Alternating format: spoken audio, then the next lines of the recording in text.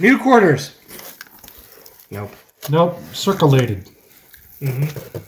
Salt River Bay, American Memorial. Ew. So that's going to be a W. Salt River Bay. Ew. Look at that Salt River. That's a beaut. Oh, man. That is a beaut. All right. We'll be back.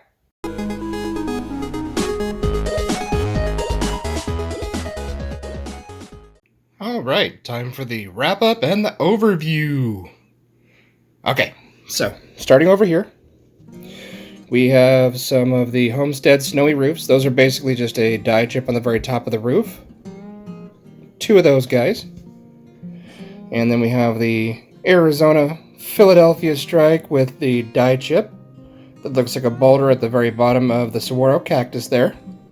And there we go. Nice little dye chip right there below the cactus, obscuring the designer's initials.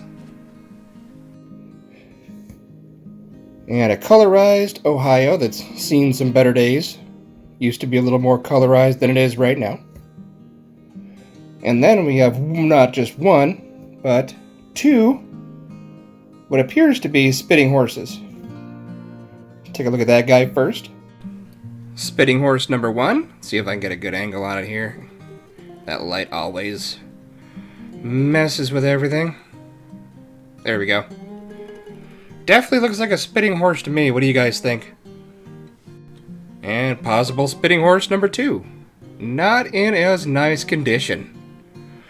This one, though, looks a little bit more like what I guess would call a true spitting horse, because literally the die crack is lined up with the horse's mouth almost perfect.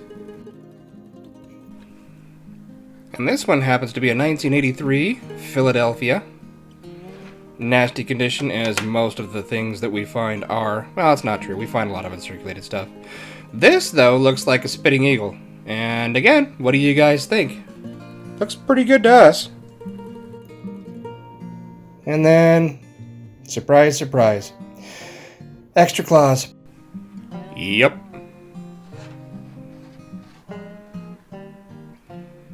Yep.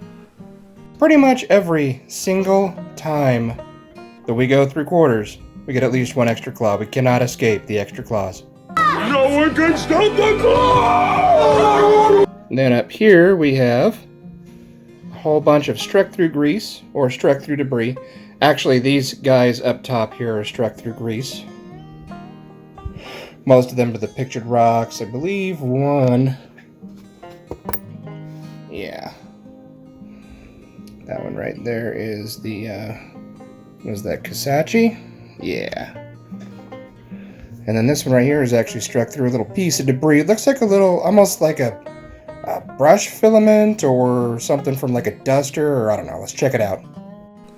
And it's a 1977 Denver in okay-ish condition, rather than being kissed by the crimper, at least on the reverse side. Over here on the reverse, though, is what we spotted between the E and the P in E pluribus unum.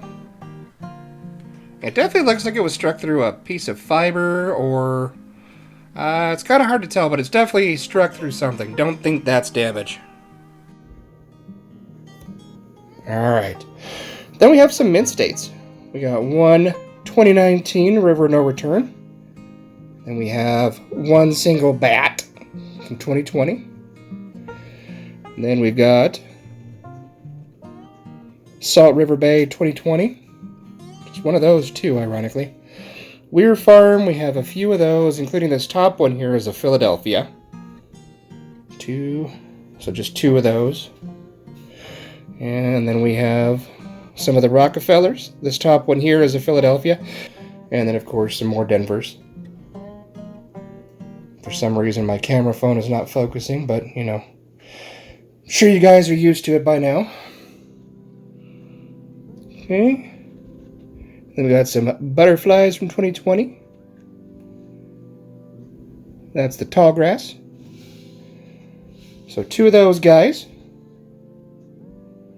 And some 2021s, Tuskegee Airmen.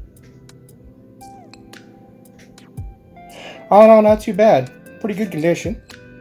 Then we have some 2009s over here. And I know I discussed this before, but if they're AU or better, me and Keith keep them. If they're pretty well circulated, we don't keep them.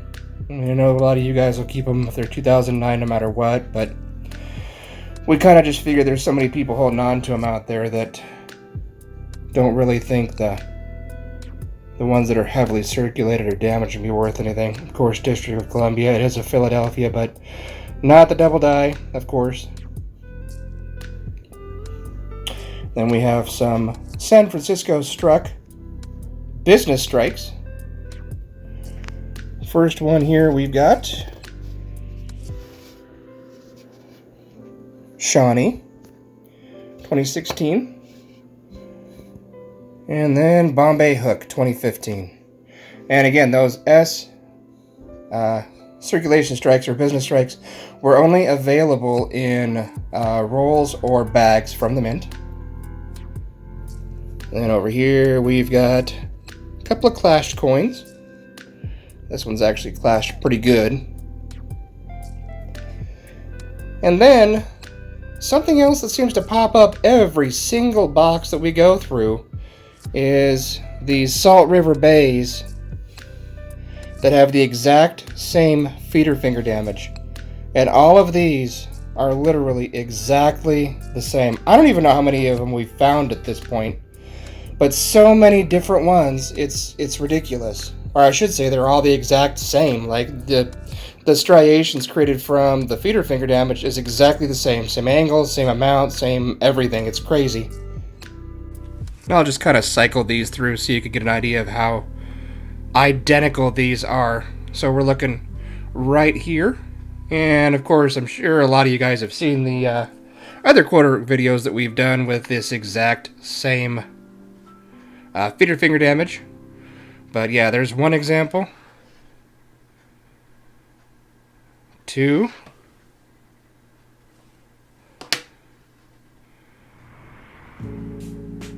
3.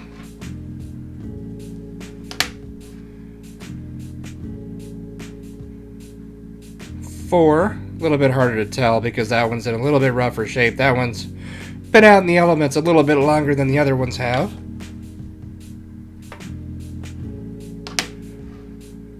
And 5.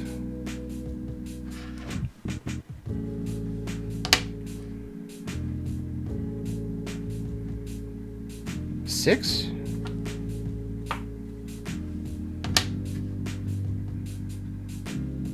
And 7, actually. We found 7 of them. So I would imagine these coins have to be sisters. They had to have been struck near each other. I don't know, it's pretty strange to me anyway. And then down here we have an older one that has some feeder finger damage. And on this guy, it's on the reverse. Pretty much the same area as the other coins, the newer coins that we found. The Salt River bays. Similar angle, similar area. And you can actually see it stretch all the way past the wing right here, below the U, actually. So, pretty aggressive. And I think it goes all the way over here. Yeah, you can see it a little bit above the claw right there. And for those of you folks out there that are kind of new to the hobby, feeder finger is basically responsible for ejecting the struck coin and feeding in a brand new planchet between the two dies. Sometimes when there's a misalignment, that feeder finger will travel over the top of the die. Usually it's the anvil die, which is the reverse die, that doesn't actually move, and it scrapes it. That's what leaves those scratches. And actually, looking at this a little bit further, you can even see some of them right here in the middle of the wing. So yeah, this is definitely pretty aggressive. Awesome. All of these are W's. So we have 2 Lowell W's, the American Memorial Parks. And we found 2 more of them. And sadly, as time goes by, the W's that we do find are showing lots and lots and lots of circulation and damage. And this one here, of course, the bat. American Samoa National Park. The 2020s had the privy mark there on the left-hand side. V75 to celebrate the 75th anniversary of the end of World War II. So those are pretty cool and easy to quickly identify. Nice little Weir farm there. And actually, that's pretty much it. So let's end it right here by taking a look at that really cool privy mark up close and personal on the Weir farm that we found. Anyways, guys, that is going to be it. If you haven't subscribed to the channel yet, please go ahead and do so. It's totally free. Best way to support the channel, and thank you to all you folks out there that have. Tick the bell if you want to get a notification every time we do upload a video. And if you liked the video, go ahead and give her a thumbs up so YouTube knows that you liked it. Maybe it'll throw it out there to other awesome people such as yourself, and we can share this growing community. Until next time, guys, love you all, God bless, and we'll see you soon. Oh, and FYI, for all those of you stuck around, we got another grab bag coming up this week. See ya!